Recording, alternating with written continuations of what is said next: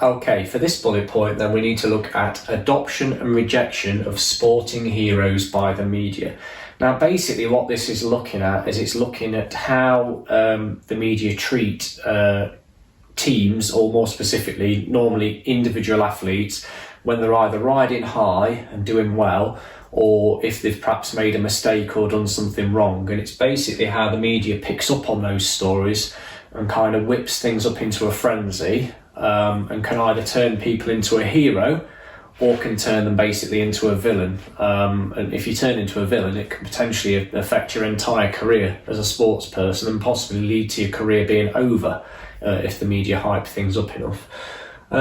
So first thing to note is that the media and its coverage are obviously very, very powerful. If you can get yourself into TV and the newspapers and things like that, a lot of athletes, a lot of people will probably say they'd rather they weren't in the media and stuff, but at the same time, all these sports teams and clubs and individuals need the media, because if it wasn't for the media, you wouldn't have your sponsorship, and if you didn't have your sponsorship, you wouldn't have your money coming in, and these people wouldn't be able to live the lifestyle that they live. So they kind of need the media, and as part of that, you've got to expect that from time to time, the media are probably going to give you a bit of a hard time and maybe print stories about it that you wouldn't particularly like. Now, what you need to do for this particular bullet point is you need to try and find some examples of where people have been in the media for both positive and negative reasons. Okay, so I'll give you a couple of examples myself. The most obvious one I can think of, and this was kind of happening as I was growing up, was somebody like David Beckham. So David Beckham, if you probably know who David Beckham is now, he's probably more famous for being a model and advertising aftershave and stuff like that. But back in the day when he was playing football, originally playing for Manchester United and then playing for England, having a very successful football career, when he was first kind of starting off on his journey as a footballer, an international footballer playing for England, he was playing at the World Cup in France in 1998.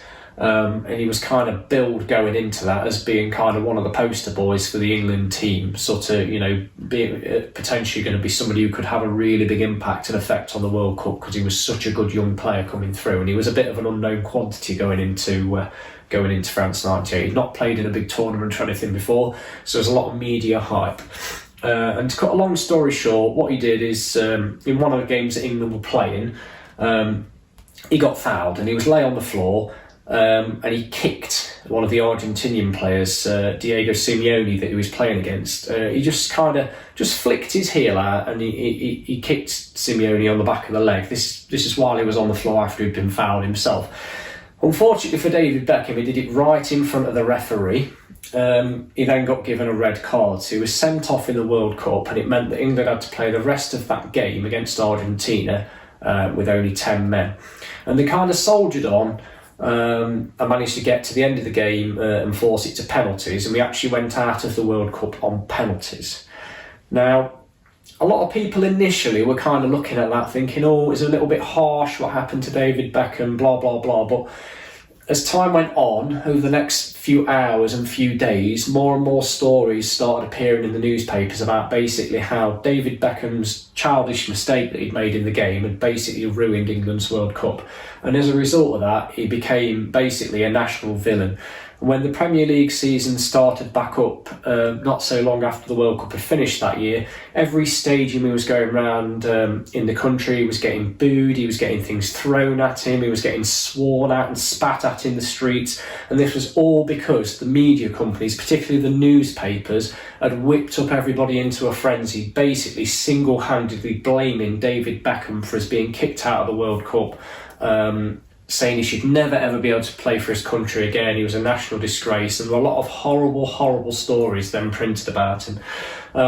As a result of that, knowing that particularly the newspapers, knowing that they could sell a lot of newspapers as a result of printing these negative stories, the stories just kept on coming and coming and coming. And he basically had a team of what's called paparazzi, people with cameras hiding in bushes, basically wherever he went, trying to get photographs of him doing things, hopefully, hoping that they could catch him out so they could run more negative stories about him and say, oh, look, he's at it again, he's doing this, he's doing that, he's not concentrating on his football, blah, blah, blah. So a hell of a lot of negative stories are printed about him. And it came out fairly recently. He said that affected his mental health quite significantly, although that didn't come out at the time. It was a long time ago now. He has in more recent years talked about how that affected his mental health and how he actually thought about giving up completely on playing football at the time because of how badly he was being treated in the media. Now, this went on for some time, and eventually the story, as stories often do, kind of fizzled out. The newspapers weren't printing stuff quite as often because people just get used to things eventually, so they found somebody else to pick on and print stories about them instead. And then fast forward a couple of years, and David Beckham was playing for England again, and he managed to score a free kick, I think it was against Greece, something like that, to take England into the year 2000 European Championships. And instantly after he'd scored this free kick, and we'd qualified for this major tournament, and he'd had a fantastic game doing it as well. He'd almost, some people said, single-handedly got England to qualify for this tournament. He suddenly went from being this villain that everybody had hated, suddenly everybody had forgotten about that, and he became this national hero again.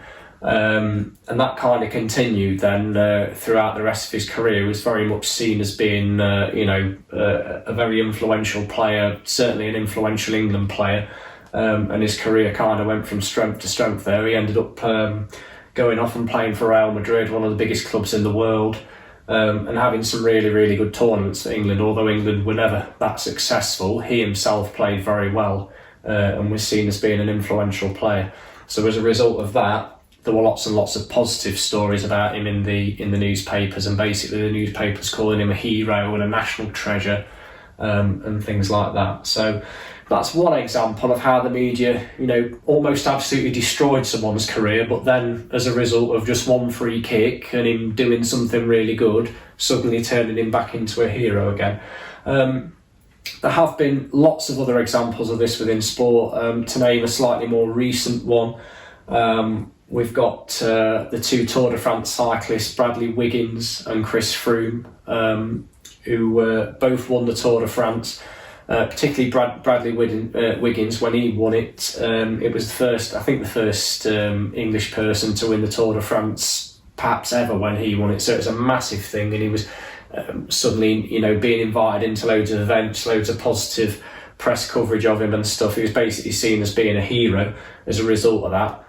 But then a few years later, it came out that actually when he'd won the Tour de France, that he'd got some kind of substance in his body, a banned substance that he tried to claim or got a prescription, tried to claim he'd got asthma or something like that, which people found a bit strange and not quite right. And there are a few more negative stories to that end that kind of came out around the time. And as a result, people then, rather than seeing him as being this big hero, kind of left him alone and didn't really want to be associated with him anymore, because there was a little bit of a question mark over whether he cheated or not. Chris Froome, who's also a Tour de France cyclist and won it more recently than Bradley Wiggins, there were also some similar accusations surrounding him, perhaps cheating and things. And famously, a couple of years ago, when he was cycling on one of the stages in the Tour de France, some of the French people who were watching at the side were throwing bottles of urine on him and cups of urine on him as he was riding through the streets on his bike, actually on the Tour de France, basically to suggest that he needed to do a urine sample because they weren't perhaps convinced that the results were going to come back exactly clean, because he'd been found with slightly dodgy substances in his urine samples and stuff in the past. So again, it kind of raised a question mark about whether he was legitimate or not, and the media kind of latched onto that. And again, Chris Froome, rather than being seen as this big hero, because there was these question marks around how legitimate it was and whether he was taking substances or not, or how fair it was, the media printed a lot of negative stories about him. As a result, again, people now don't necessarily want to be that associated with him.